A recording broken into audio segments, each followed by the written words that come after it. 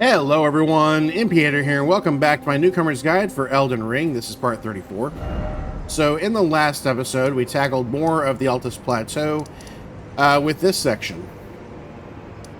Then we headed north and dealt with this section, including the Windmill Village. We headed west, progressed the quests of Corrin and Goldmask, continued along this path to the Wraithblood Ruins, fought a boss and an invader there. Got over to the Bridge of Iniquity, and then headed west to the Corpse Den Shack, where we got invaded by Anastasia again. Now, in this episode, we're going to continue doing some more stuff in the Altus Plateau. However, we are getting really close to making a break over to fight Radon at the Radon Festival, because I would consider him easier than some of the final bosses of the Altus Plateau area. So what we're planning on doing in this episode, I think, is heading first over here. There's a merchant shack we're going to buy some stuff to. We're actually going to be progressing there from Windmill Village, grab a couple of items along the way. Then we're going to head off to this area here, to the Unsightly Catacombs. There's also a ruins here, the Perfumer's Ruins. Then we're going to head over here, which is the Sage's Cave. There are actually two bosses inside the Sage's Cave. After that, we're going to be heading for a Tibia Mariner, who is right here. And then if we have the time, we're going to head over here to an Everjail and fight Godefroy.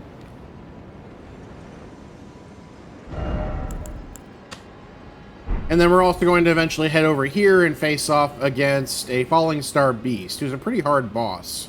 That might be in the next episode. Same thing with Godefroy. We'll see how fast we get through this early content. So let's head over to Windmill Village.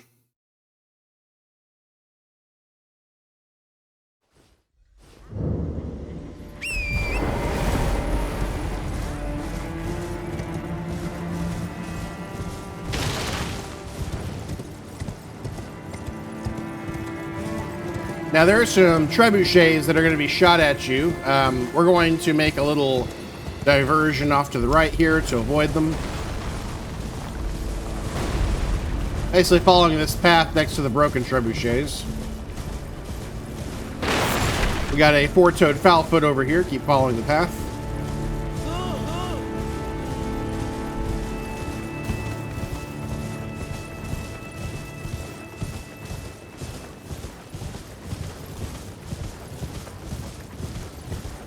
So we got some ruins over here.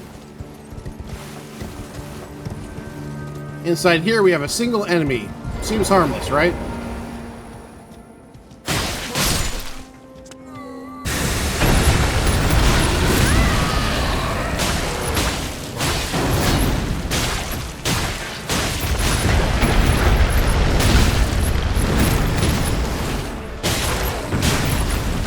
Again, just like before, stay right in his face if you can.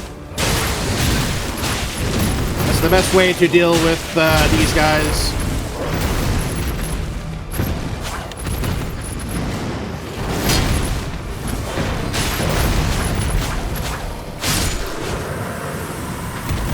So again, we fought one of these at Stormvale Castle. Anyway, you're going to get a larval tier for your troubles.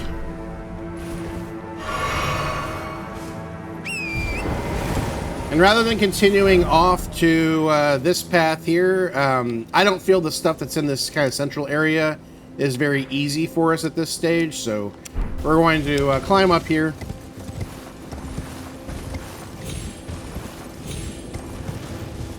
And it's going to get us behind the trebuchets.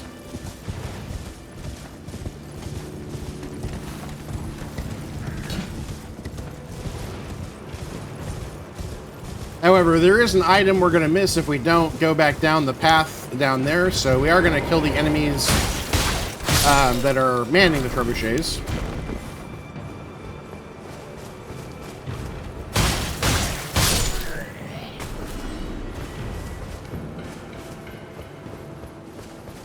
There's another one, by the way, over there. I'm actually going to ignore that one for now. We'll still be able to get the item. It's just, you'll get pelted by a whole bunch of these things all at once if you aren't careful. So, deal with those ones, and then we're going to head down. And you can already see it. There's a tree with a golden seed over there.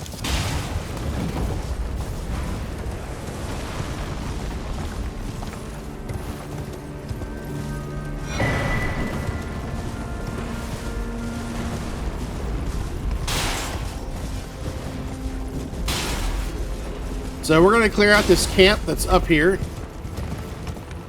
Pick up some items along the way.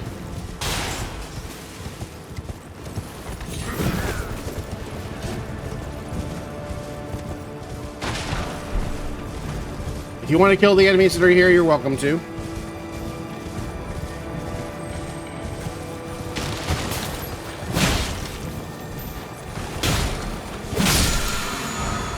So we got Lightning Slash. This is basically our first lightning-based Ash of War, which is really good because we do have enemies that are susceptible to lightning, and up to now we've really only had the ability to use lightning grease, and we don't even have the ability to make lightning grease yet, so we have been limited in ways that we can actually do lightning damage up to this point, outside of weaponry.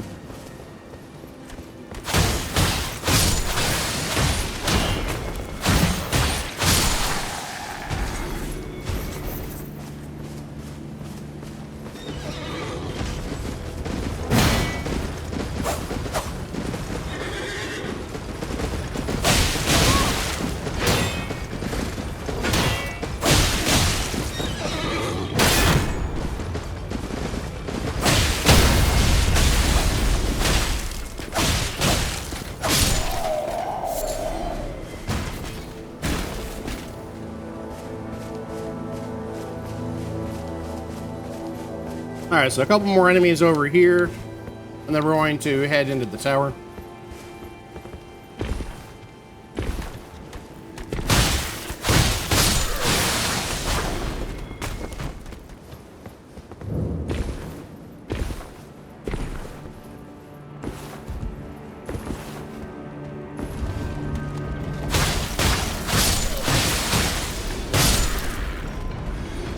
So if you came in this way, we got an item right here. Otherwise, you can drop off that platform if you went around the other way.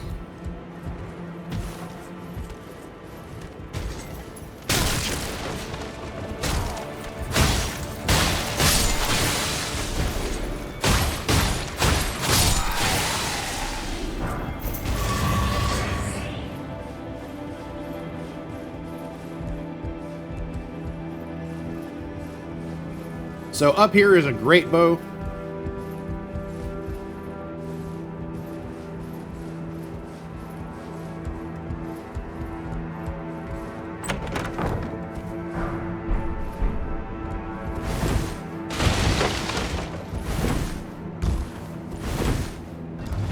Oh, I almost forgot that.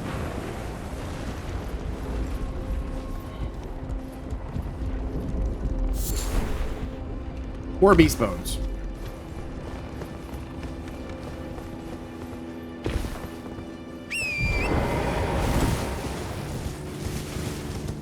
So now we're going to head through the big gates.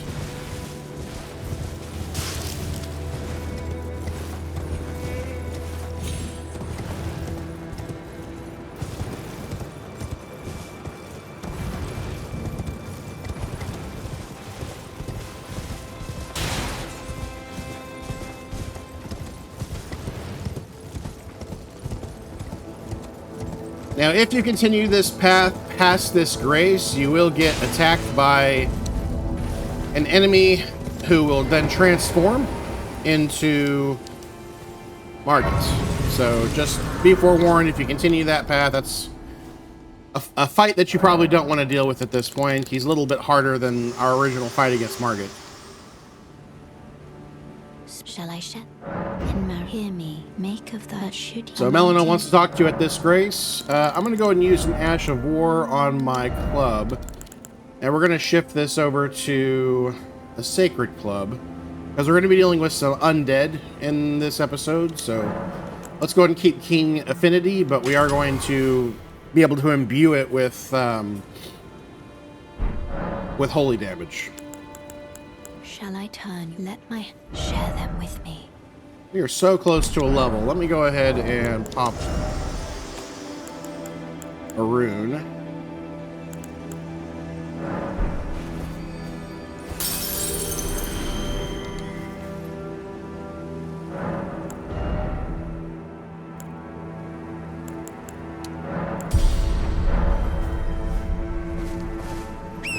Okay, so we're going to stick to this little area here instead. There are a couple of runes over here. Golden rune right here. And then there's one further in the back. You'll find some bats back here.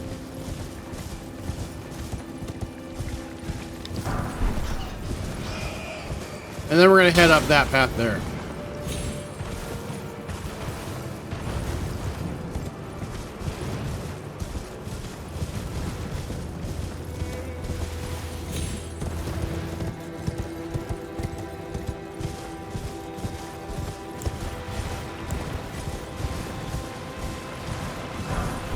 So some undead over here. We got a Grace Mimic to pick up. Smithing Stone. If you're lucky, you might make it over to this Grace and be able to rest before the enemies attack you.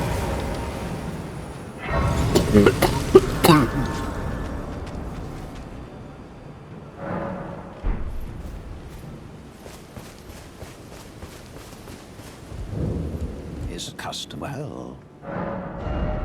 Otherwise, we want the Sentry's Torch. And that's going to cost us some runes. Let's go ahead and pop this one for 5,000. And we need 7,500 for this, so...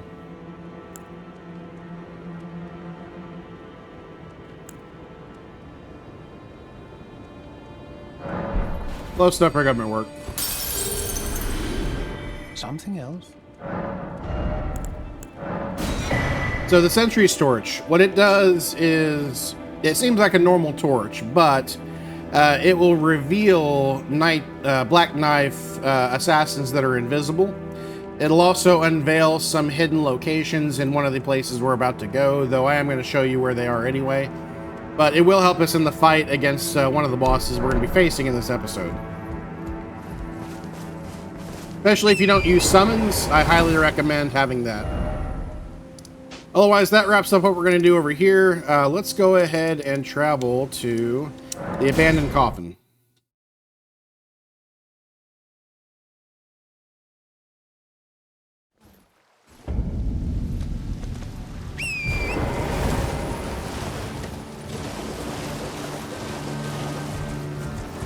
So we're going to get on this road here. We're going to find another Ash of War here.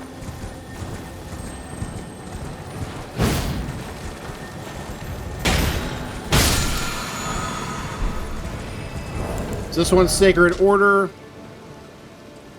Again, good for undead enemies. Grants affinity and skills to an armament.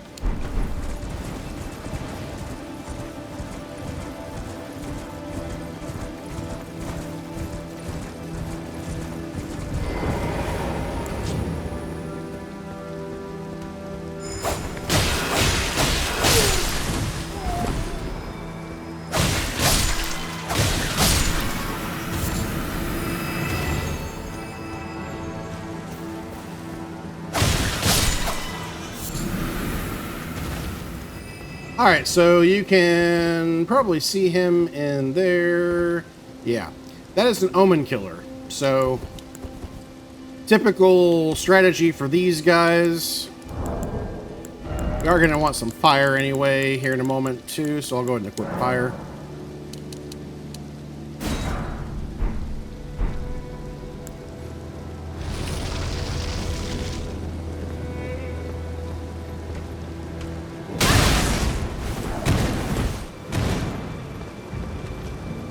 Sometimes this game won't lock onto the thing that's actually dangerous that's right in front of you.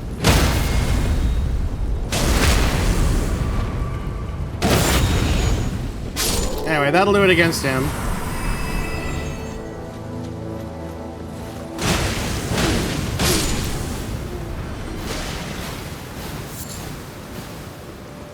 We'll get the other items here in a moment.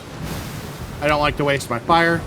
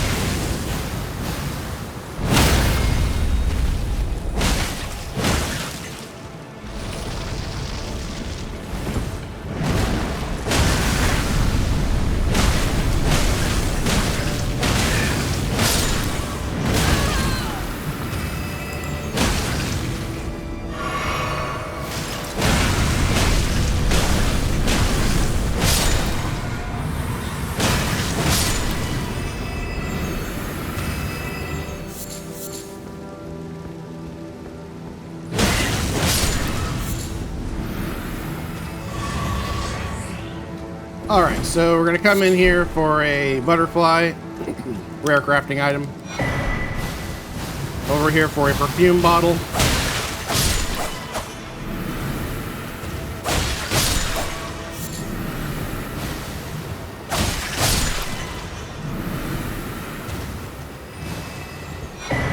Another perfume bottle.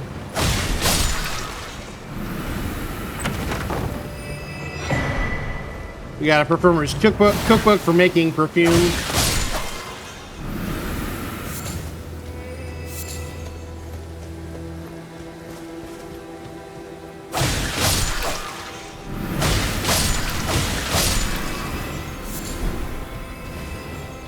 Cave moss, normal crafting item, nothing special.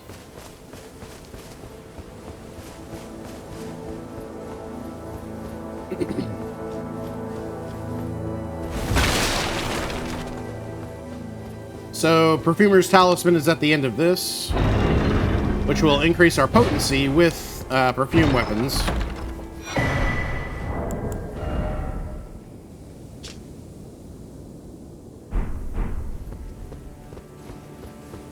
So, nothing too crazy. But that's going to complete this upper area. We're going to go down to the lower area, which is going to be to the Unsightly Catacombs.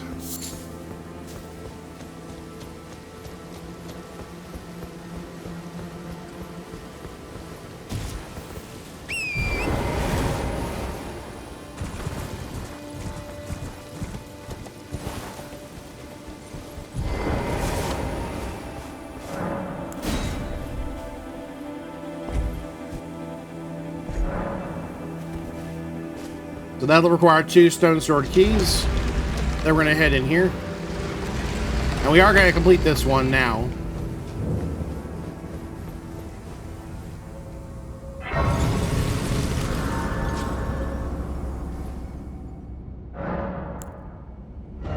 We're a ways off for a level. So this place has misbegotten enemies in it. Quite a few of them, in fact.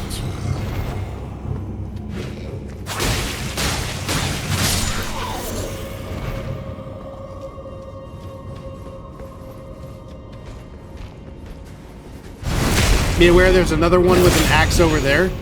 So kill this guy quickly.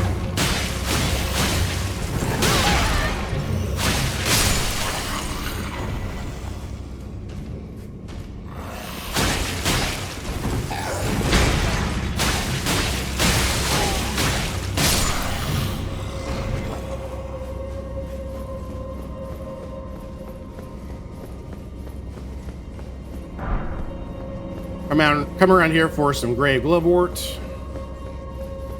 There's an enemy off to our right.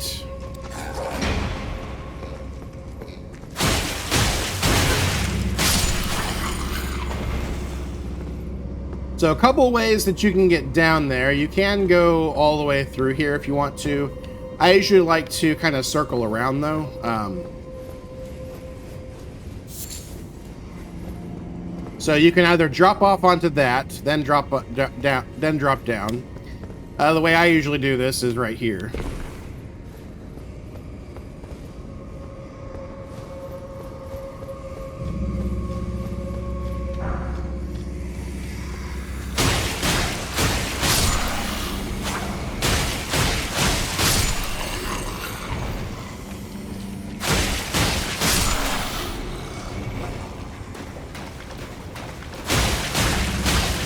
Nice thing is, this place looks like it's really dangerous, but there are only a handful of alive misbegottens.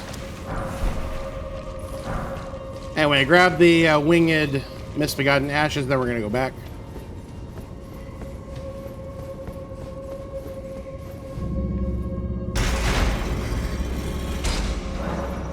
So if you want to avoid this thing, you definitely can. I hate these things with a passion.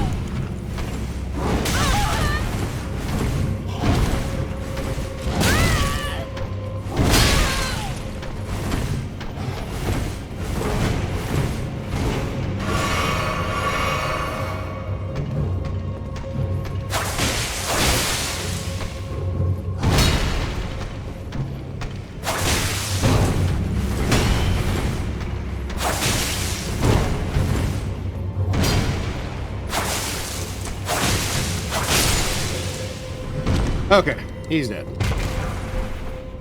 We got a Prattling Pate and another Rune Arc. Then we'll go ahead and drop down here. And if we head back up here, this will take us to the area that we dropped off at.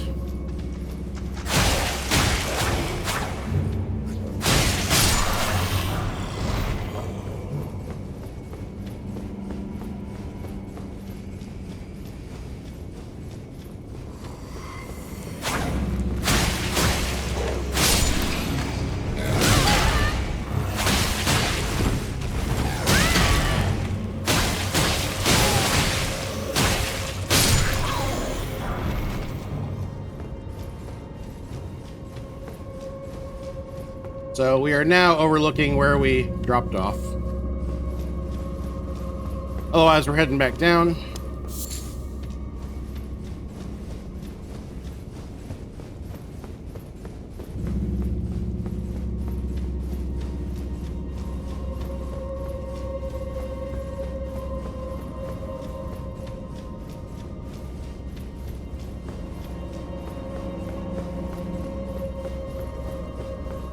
Anyway, I like to do that before I face off against that enemy, just in case, because he does sometimes kill me.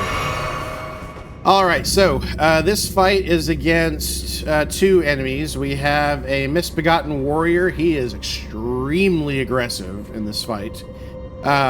So we actually want to kill the other enemy first, though, which is a perfumer. The perfumer will actually buff the enemy as well as himself. He's also a glass cannon, so we want to kill him first if we can.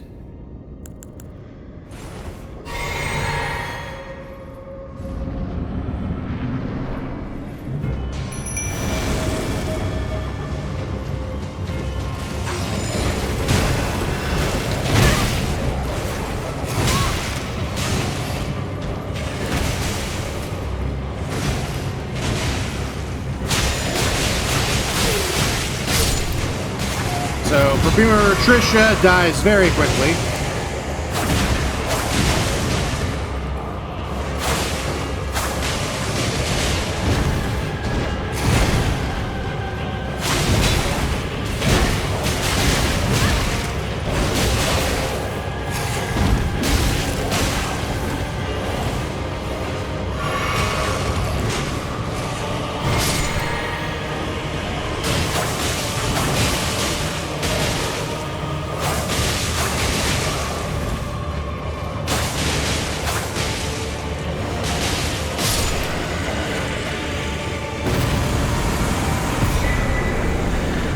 That's gonna do it for this fight.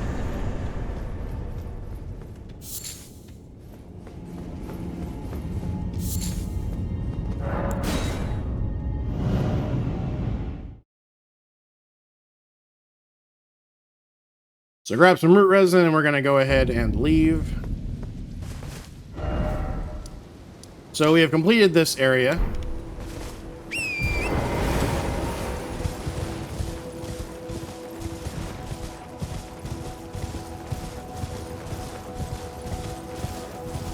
Next, we're going to head into the water that we passed earlier.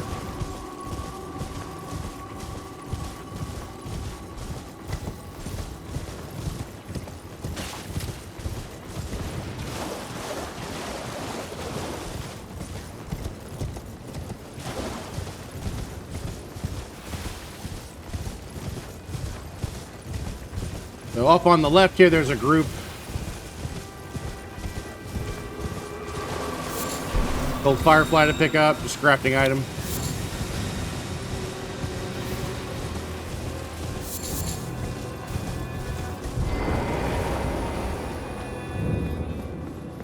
And now we are in the Sage's Cave.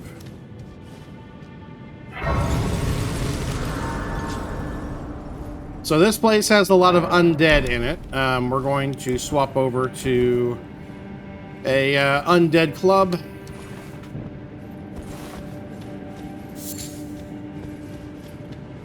And these, by the way, are walls that will show themselves if we equip a sentry storage.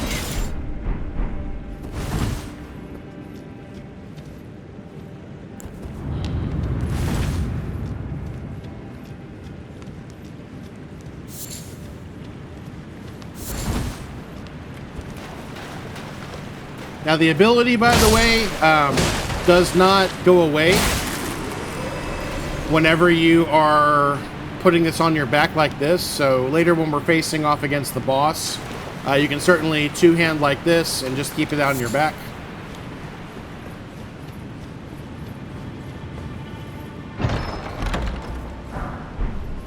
Otherwise, over here we got a Lost Ash of War, rejuvenating boluses.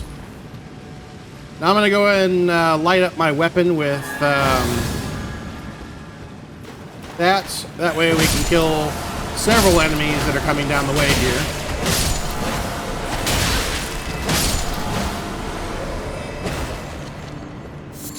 Ah, God, love the old Dark Souls camera. Anyway, we got Silver Pickled Foulfoot, Black Hood, a shield, and a butterfly.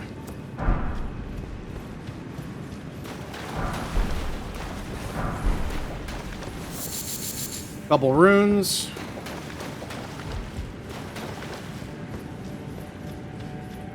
There are more undead in here.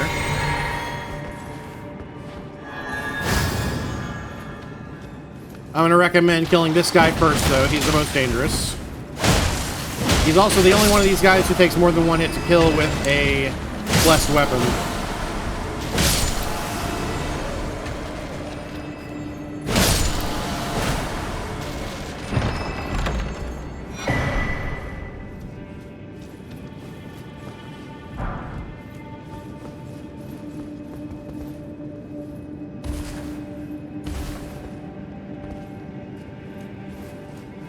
Okay.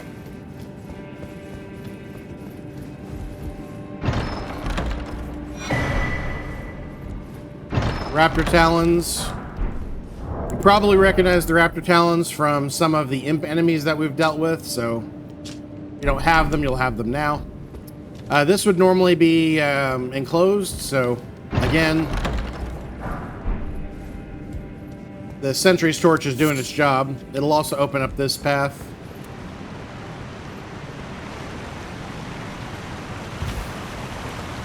Now, there are two bosses here. The one on the right is a Black Knife enemy, Black Knife Assassin. I think they're harder. And they're the ones that require this torch. The one on the left is going to be Necromancer Garrus. So come over here for the Raptor's Black Feathers, which is something I'm probably going to eventually equip myself. I think I like that outfit, actually. Anyway, so this is going to be Necromancer Garrus. He summons basically death-related stuff. He has a couple of summon abilities he'll use. One of them he doesn't actually control, which is a snail that can do death magic against you. He can, however, summon some skeletons into the fight temporarily. They kind of come from the ground. And then he'll also hit you with a flail, which is a pretty damaging weapon. The biggest thing about this enemy, though, is that if you can get him off time with his attacks, you can just simply keep attacking him. But usually the hard part about this is staying on track with those other attacks going off at the same time. So we're going to go ahead and pop into here. I am going to go ahead and summon too. Pop my Wondrous Physic.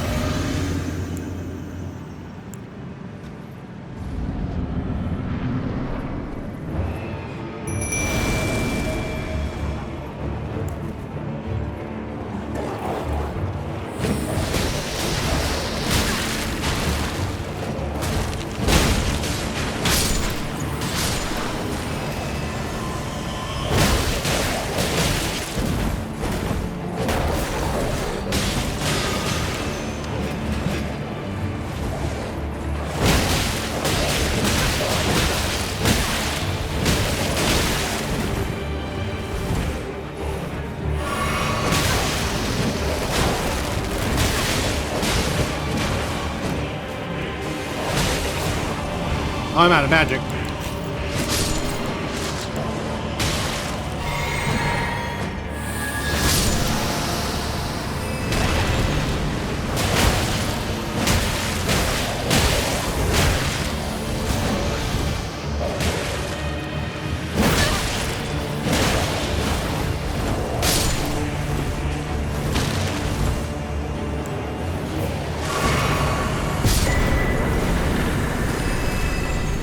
That was closer than I would have liked. Anyway, we're gonna head back to the entrance before we go tackle the other boss.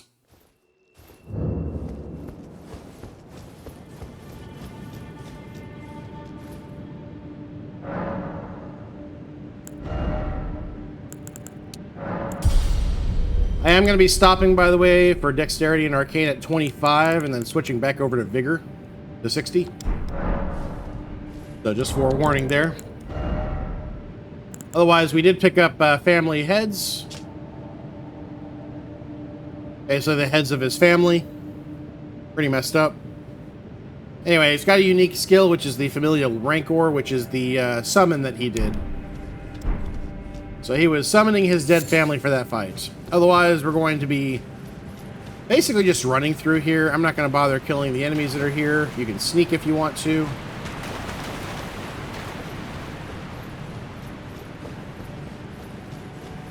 I'm going to sneak over here, actually.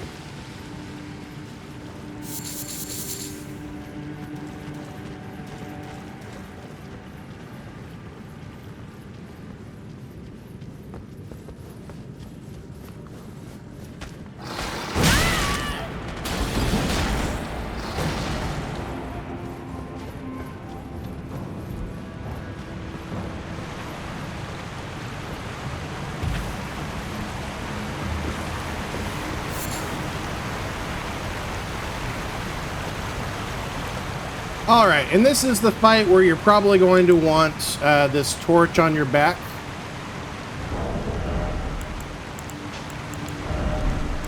In the interest of keeping myself underweight. Because this thing is 5 pounds. Pretty heavy for a torch. So the light goes away from it, but the effect stays, as we'll see in this fight. So this fight is against a Black Knife Assassin. He is immune to all effects but frostbite. Summons can see this enemy, and you can also with the Sentry's Touch.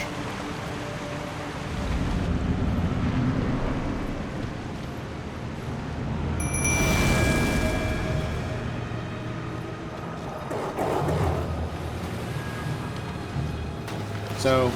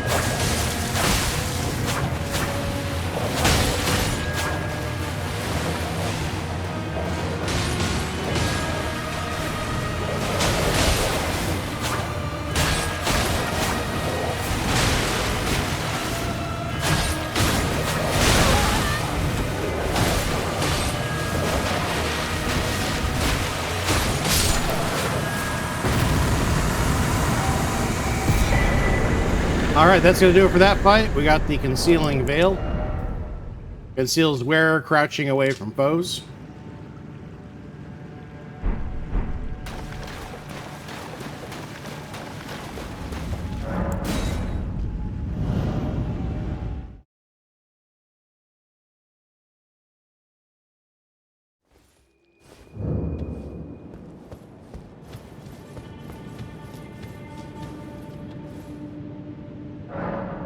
We're sitting at probably pretty close to 35 minutes, it looks like. So I think that's going to do it for this episode. In the next episode, though, we are going to be tackling basically the Tibia Mariner that's over here. We're going to unlock another ruins area. Basically the Wyndham Ruins, though we're not going to be completing that area yet. We are going to be running after Godefroy over here. And I think we're probably going to also be able to tackle this boss. We might have a little bit more time as well, so if we do, and I think we will, we'll be tackling this area up here kind of last, which is basically the last thing I usually do before I head over to Redmane Castle. But until then, thank you everybody for watching. Please like, subscribe, and comment, and as always, I'll see you in the next one. Later.